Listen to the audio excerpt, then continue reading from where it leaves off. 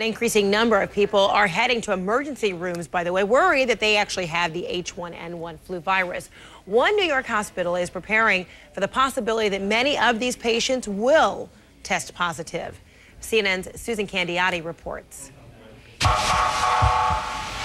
On average, St. Vincent's emergency room sees about 170 people daily. These days, some are worried they might have swine flu. At least 50 cases are confirmed in New York. There is some fear out there in the community. Uh-oh, are we about to get hit with this? Some of your staff must wonder that too. They do.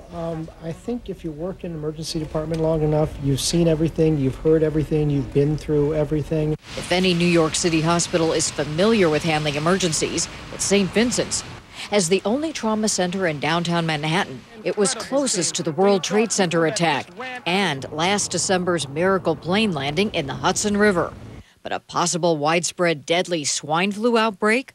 What we worry about is with patients who are coughing, patients who have anything that we call aerosolized, get throughout the air. Usually within 6 to 8 feet, it can be transmitted to someone who comes in who's not protected. But they're also known as duckbills, essentially, and they look like a duckbill. And this will prevent anything that I might be emitting from infecting and the healthcare giver. Suspected flu patients are isolated for examination. I'm going to show you is a negative pressure room, and essentially it looks like any other room. You won't see a difference. It looks like any other private hospital room. We have oxygen on the wall, we have suction, we have bags, masks. But in a negative pressure room, the air exits through the ceiling. About 10 people a day rush to St. Vincent's ER, wondering whether they might have swine flu.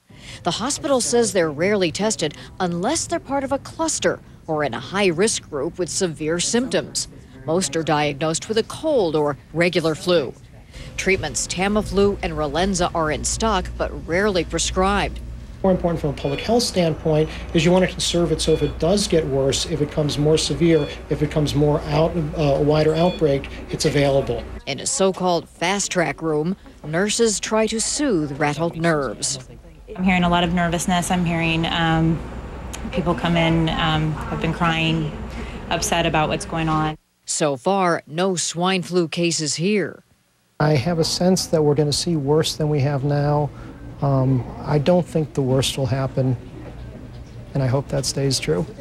Susan Candiotti, CNN, New York. And see more on the flu outbreak's global impact and learn how to protect yourself. Check out CNN/health.com and be sure to be with us next hour as we answer your questions and share your comments about travel, about your kids in school, about this H1N1. Email us at weekends@cnn.com. I'm also on Facebook, Frederica Whitfield, as well as Josh Leves, who'll be here, part of the conversation as well. Josh Leves, CNN, also on Facebook.